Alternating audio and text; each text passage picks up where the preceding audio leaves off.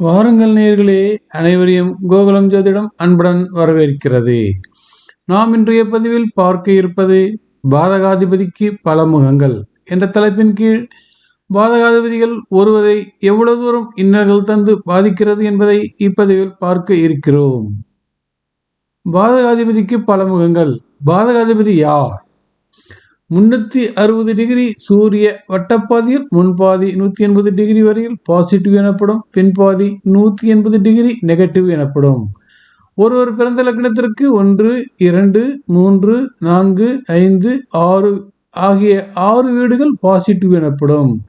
ஒருவர் பிறந்த லக்னத்திற்கு 7, 8, 9, 10, 11, 12 ஆகிய 6 வீடுகள் நெகட்டிவ் எனப்படும். நெகட்டிவ் பகுதியில் காணப்படும் புள்ளிகளே பாதகத்தினை செய்ய துணிகின்றன.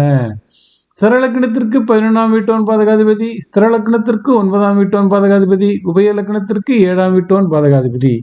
இது பொது விதியாகும். ஒருவர் பிறந்த லக்கணத்திற்கு 12 பாதகாதிபதியில் இருக்கிறார்கள். மேஷத்தில் பிறந்தவருக்கு 11ஆம் இடத்தோன் சனி பாதகாதிபதி. மேஷத்திற்கு 2ஆம் இடமான குடும்பத்திற்கு 9ஆம் வீட்டோன் சனியை பாதகாதிபதியாகிறார். இந்த லக்கணத்தில் பிறந்தவர்களுக்கு சனி பலம் மிகுந்து காணப்பட்டால் சனியினால் அதிக பின்னடைவினை சந்திக்க நேரிடும். மேஷத்தில் பிறந்தவருக்கு 3ஆம் வீட்டுக்கு 7ஆம் இடமான தனுசு குரு பாதகாதிபதியாக வருகிறார். எனவே குரு கொடுத்திருந்தால் உடன் பிறந்த இளைய சகோதரன் பலன் தருவதற்கில்லை.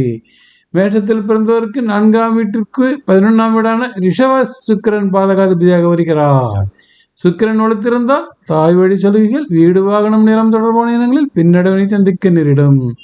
மேஷத்தில் பிறந்தவருக்கு 5ஆம் வீட்டிற்கு 9ஆம் இடமான மேஷ செவ்வாய் பாதகாதிபதியாக வருகிறார். செவ்வாய் வளர்த்திருந்தால் பிள்ளைகள் வழி பண வருவ ஆதாயம் தொடர்பான இனங்களில் பின்னடைவினை சந்திக்க நேரிடும்.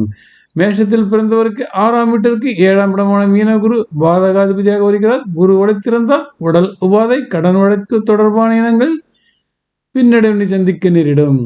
மேஷத்தில் பிறந்தவருக்கு 7ஆம் வீட்டிற்கு 11ஆம் இடமான சிம்ம சூரியன் பாதகாதிபதியாக வருகிறார். சூரியன் வளர்த்திருந்தால் களத்திரம், தொழில் வழி தொடர்பான இனங்களில் பின்னடைவினை சந்திக்க நேரிடும்.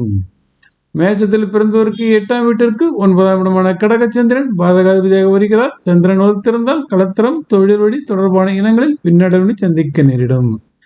மேஷத்தில் பிறந்தவருக்கு 9ஆம் வீட்டிற்கு 7ஆம் இடமான மிதுன புதன் பாதகாதிபதியாக வருகிறார். புதன் வளர்த்திருந்தால் பூர்வீகம், தந்தை வழி தொடர்பான இனங்களில் பின்னடைவினை சந்திக்க நேரிடும்.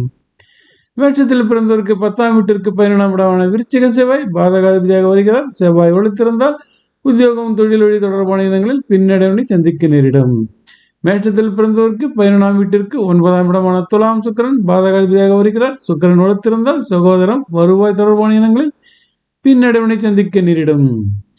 மேஷத்தில் பிறந்தவர்களுக்கு 12ஆம் வீட்டிற்கு 7ஆம் இடமான கன்னி புதன் பாதகாதிபதியாக வருகிறார். புதன் வளர்த்திருந்தால் விரயம் வழி தொடர்பான இனங்களில் பின்னடைவினை சந்திக்க நேரிடும்.